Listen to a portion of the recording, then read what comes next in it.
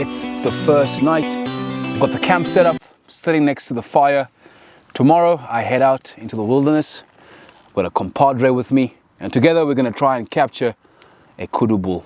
It's going to be some long range shooting, I anticipate. I've brought my 6.5 Creedmoor. This is good old fashioned walk and stalk, proper hunting style. And God willing, we catch ourselves a beautiful kudu tomorrow. Just had dinner, gonna pack up soon, hit the hay, and it'll be up before sunrise. Here goes adventure.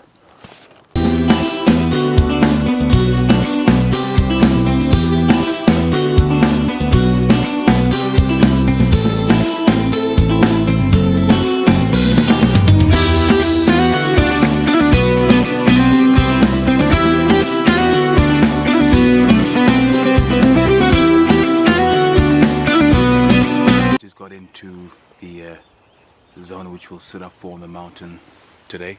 Got my 6.5 Creedmoor ready to go. We may have some long shots ahead of us. So yeah, across is the canyon and the gorge, to which we will hopefully find the magical kudu. It's going to be a long day, I anticipate, but hopefully a fruitful one.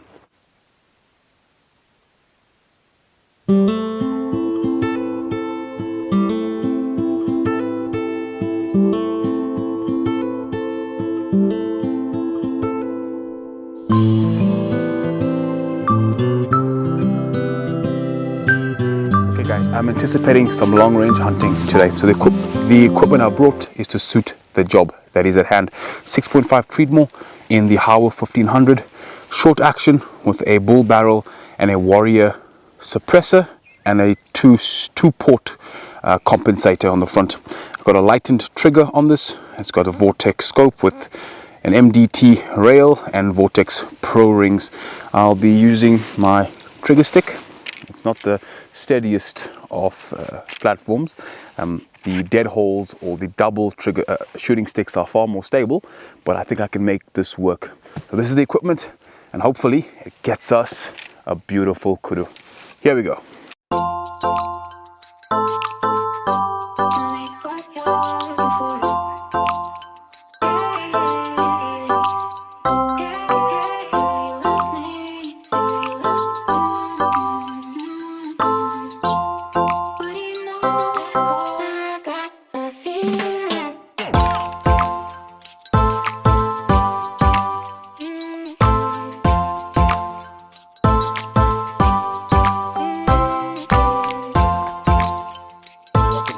Break about it will give you guys some inside information on how the logistics of my hunts usually work.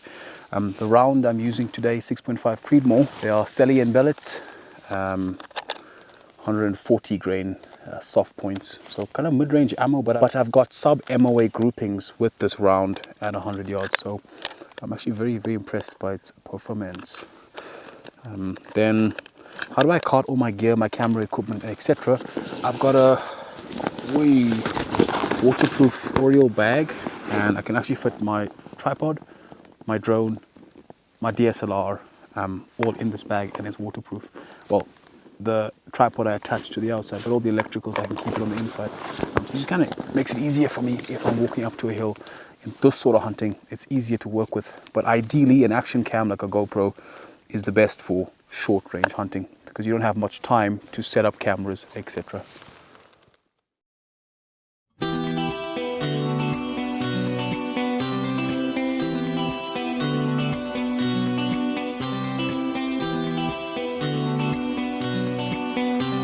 So I've kind of shifted position here. It's approximately 2:51 in the afternoon.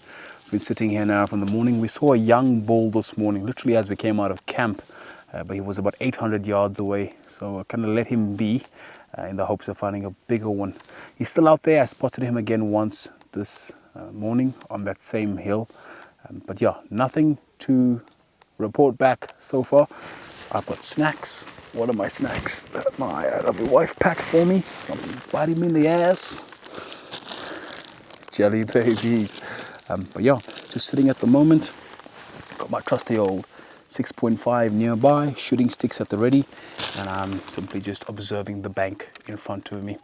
Hopefully at around 4 p.m. I reckon we start seeing some movement on the far side. Hi guys, so this is the end of the hunting day. Day one, I went out, we saw a young kudu bull literally as I came out of my campsite at 800 yards. I should have actually tried to take the shot, bearing in mind that I knew my bullet drop, etc. Could have been a magnificent shot to take.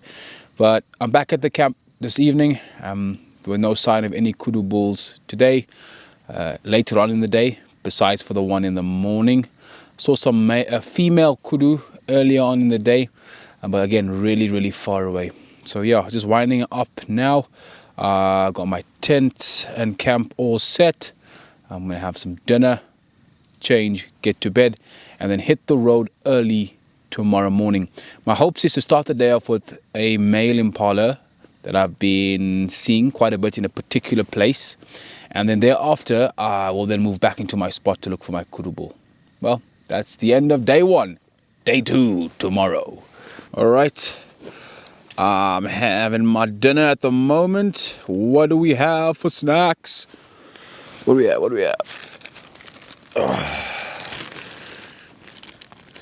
We got the classic beef dravos biltong, the best source of snackage.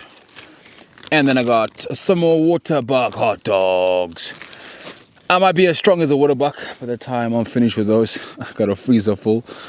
I just hope I don't smell like a waterbuck by the end of it. But I suspect I just might. Give you a quick tour of the camp. What we're working with. I'm just at the moment sitting next to the fire. There's a fire. I'm using my head torch to actually give me some face lighting, because there's no lighting out here. The stars are magnificent though, I must say. I wish I could fill them, but I'm not setting my camera lens up for it.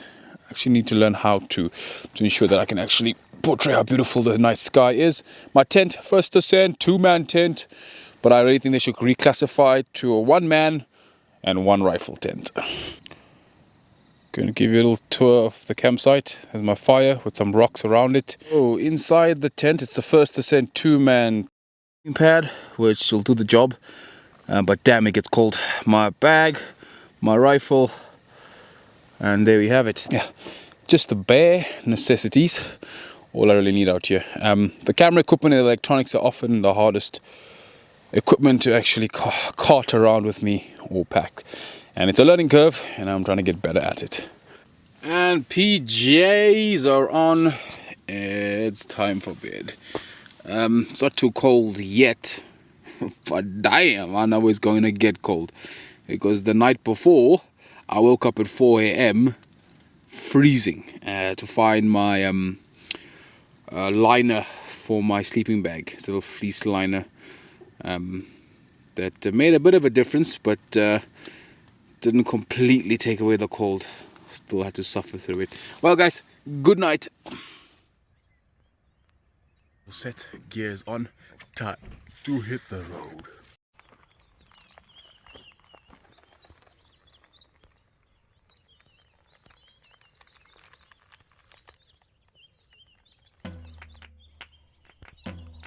So I started the morning on a little hill that overlooked an opening that I had seen the impala the day before, gathering in quite some numbers. The opening was about, I'd say, 120 yards away. So I came out early morning and kind of perched myself up on the hill. The views were spectacular. And you can see all around me, there's a lot of vegetation. And I could actually hear the impala, the males, chasing around in the bush below. They were unaware of my presence, even once coming up right beside me on the hill before scurrying away. Up in front you can see that opening that I was putting most of my focus on and was anticipating them to step out. I could hear the impala literally feet away from me on either side of the bank making a ruckus, but there was no shot presenting itself due to the vegetation. I waited here for about 2 hours. Someone in this area just fired a bullet just above my head. This place is wild. Traditional villages around here in this area, and some of them do have firearms and rifles. So there was a shot that was taken and I heard the bullet just go past me. I'm up on the scorpion. So I'm uncertain if that was a shot taken at me or at an animal that was near the scorpion. But that sounded way too close to my head to have been an animal around me. So I'm just gonna come back down this hill to avoid any further issues. I began my way down into the bush. The spoor was fresh, the impala was still around. They were rather relaxed, unaware of my presence, but it was going to be tricky sneaking in a bullet between all the shrubs. I waited my time. I could see a lot of them moving about. A shot finally presented itself on this beautiful impala, but I was unable to see its horns and gauge the age and the size, so I decided to wait until I had a clearer view. Unfortunately, I may have waited a little too long. The winds changed, and thereafter he shifted on. Up ahead you can see there was a female also minding her own business at about 160 to 70 yards, but I was after strictly males, so we let her be. Kept scanning the area, looking in between the bush, until I spotted a guy standing at about 180 yards under the tree. This was the bull I was after. I took the shot. Changed things up a bit and walked through the bush, found a really big ram, managed to put the shot in the shoulder. It was a hard shot through some shrubs, not a far shot but a small window. Now we're just tracking him. It's definitely hit. Now we're looking for spoor. Looking for about 2 hours up the hill, down the hill, could not find this guy. There we have him, ladies and gentlemen. Damn, it's a nice fat boy. Beautiful. There we go. There we go.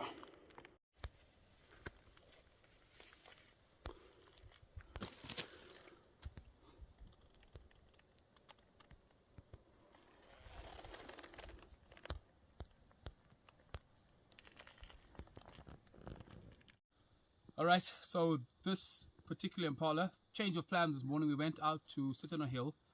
The bulls were dancing all around us but didn't want to step into the opening. We decided to track through the bush. Now this is not exactly a bush rifle, the 6.5 Creedmoor, for the fact that it's on a chassis, it's very heavy. We got into the center of a large group of impala. The wind was just right. We managed to eventually catch this guy standing under a tree pretty still, unaware of us. I was able to sneak a shot right over the top of the trees, putting it into his engine room, the chest cavity. I was so confident of the shot. I saw him run past, and on his way past I saw the front leg was completely demolished, the shoulder, a sure sign that he's about to go down. But the blood spoor was not very evident, so we couldn't really get onto his track. We actually got onto the wrong track, walked up a mountain, and didn't find anything. So a wounded animal will very seldomly run up a hill, they'll always run downhill. And this guy didn't go very far, maybe 30 meters, and he expired. Because the vegetation is so thick though, he found a little nook and cranny and dived right in here, and we walked right past him. An awesome way to start the morning. I'm going to go for lunch and then come back for the kudu. There we have it, guys. Thank you. Handmade knife with an ivory handle. Its first animal. Before we cut the impala out, going to just remove the insides, make it lighter, and then we'll carry it out. Cuts very well, very sharp. The handle is from a elephant taken in the 1800s from Zambia. So a really special knife, a lot of heritage. Now, because we've got to cart it out, the impala is a smaller size animal. You can almost cut yourself like shoulder straps and weigh it like a bag.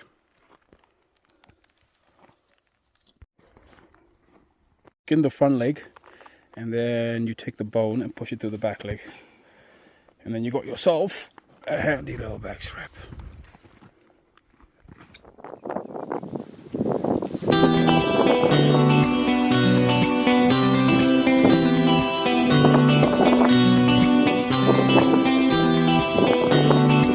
It's quite hot today, a bit of a wind, so middle of the day, not really much action happening. I need a shower after 2 days, so I got me a river. Get some water on the body. The water is so clear, so cool, so beautiful. And wait for it to cool down before we head out into the bush again. A little splash.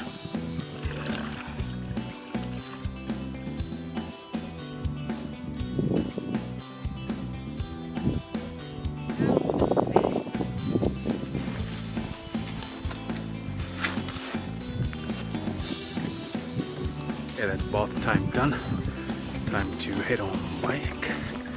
We've got another hour and a half, 2 hours to kind of rest, let the sun go down a little more. I'll make my way up to my vantage point, top of the mountain.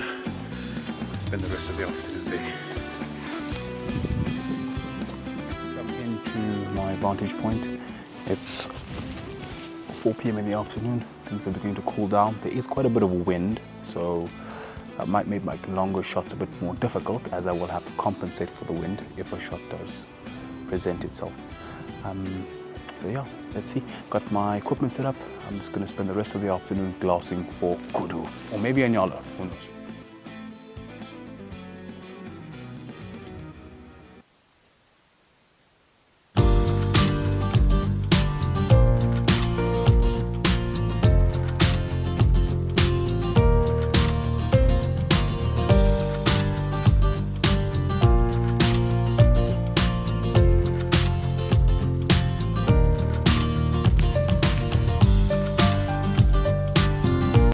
Well guys, my day has come to an end.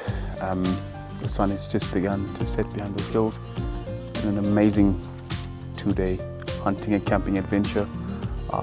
This afternoon I just saw some male impala fighting on the other side bank, running really fast between each other. This is now the rutting season, so you hear the males going crazy throughout the valley. But it's an amazing 2 days. I learned a lot, I enjoyed myself. We got meat in the freezer, and thank you for coming along with me for the journey. Guys, if you like these videos, please hit a like and a subscribe. It definitely helps the channel. I'm trying to grow it, and I look forward to making more videos like these. Till the next one, see you later.